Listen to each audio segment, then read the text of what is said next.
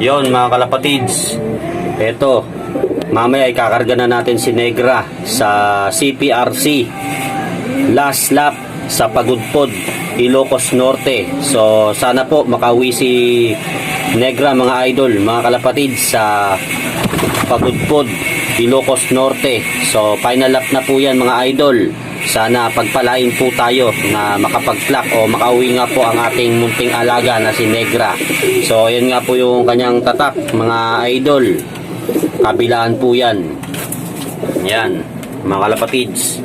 So for today's video mga idol, papaliguan nga po natin si Negra bago po natin siya ikarga sa truck mamayang alas 7. Dahil kung mapapansin nyo mga idol, eto nga pong si Negra medyo na po, madumi na po, kaya papaliguan po natin siya para hindi naman po nakakahiya sa mga katabi niya sa truck. Kaya dapat paliguan po natin. So tara mga idol, mga kalapatids.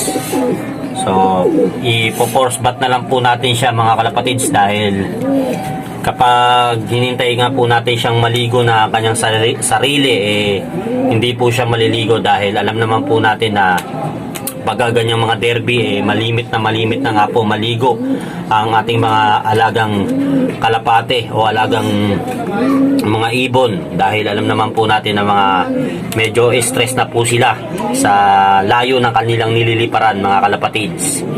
So yan po mga idol, medyo pumapalag po, kailangan po medyo maayos yung paghawak natin para hindi nga po mabunutan siya ng balahibo o ng pakpak, para hindi po siya masaktan. So yan po mga kalapatids, medyo mapalag po si Negra ngayon mga idol, mga kalapatids. Kailangan nakalubog yung mga balahibo niya para mapreskohan siya, para pagdating niya pag niload natin siya sa truck, presko nga po siya. At isa nga rin po ito sa mga paraan upang maikondisyon ang ating mga alagang ibon sa kanyang darating na derby, last and final lap, Pagudpod, Ilocos Norte. So kung mapapansin nyo mga idol, isa na lang po ang ating warrior na kinakarga, dahil yung mga ibang ibon natin sumakabilang bahay na, hindi na po nagsiuwian. So si Negra na lang po ang natirang ibon natin na ikakarga ngayong Biyernes, araw ng derby sa CPRC. Shoutout nga pala dyan sa mga tropa nating nangangalapate dyan sa CPRC. So yan mga idol, medyo basa na po ang balahibo ni Negra, kaya konti pa po, para basang-basa dapat, para mapreskohan siya. Dahil alam naman po natin, pag binahe nga po sila, sobrang init po doon, siksikan sila sa truck, kaya hindi po natin alam kung anong pakiramdam nila doon. Kaya napakaswerte na po mga idol kapag nakapagpauwi ka ng ibon galing ng Pagudpod, dahil napakalayo nga po yun. Kung di masusumahin ko po, siguro mga nasa 400 kilometer po yun mahigit, papunta dito sa Maynila o sa Malabon mga kalapatids. So yan po, tsaka yung paa niya mga idol, linisan natin, dahil alam naman po natin na maraming dumi yan, dahil yan yung tinatapak nila sa crates. Samot-saring virus nga po yung nandun sa crates, dahil nadudumihan nga po yun. So yan mga kalapatids, dahan-dahan lang po mga idol, para smooth, para hindi masaktan yung alaga nating ibon na si Negra. So sa mga nagtatanong pala mga idol kung ano ang linyada ni Negra, ito po pala yung linyada ni Pacifico Tan.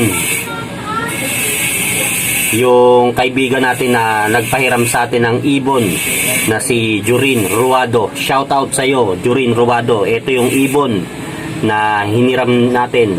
Anak to ng hiniram ko sa yung ibon na linyada kamo ni Pacifico Tan. So, tingnan natin mga idol kung siswertein si Negra o papala rin siyang makauwi sa araw ng linggo dyan sa last lap sa Pagudpod, Ilocos Norte.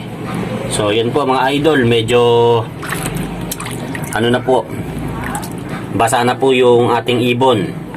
Kaya ilalagay na po natin siya sa flying pen. Ilalagay na po natin siya sa flying pen. Ano mo? Ito, ito. Yan. So, yan na po.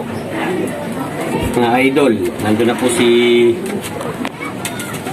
Negra sa flying pen. Yan, sarap na sarap nga po siya maligo. Yan. Kung mapapansin nyo mga kalapatids, na preskong-presko po siya. Kaya hanggang dito na lang po muna mga idol. Hanggang dito na lang po muna mga idol yung ating video. Kaya shoutout dyan sa inyo at paki-supportan nyo naman po yung ating page. Maraming salamat po. God bless. Oh, oh, oh, oh, oh.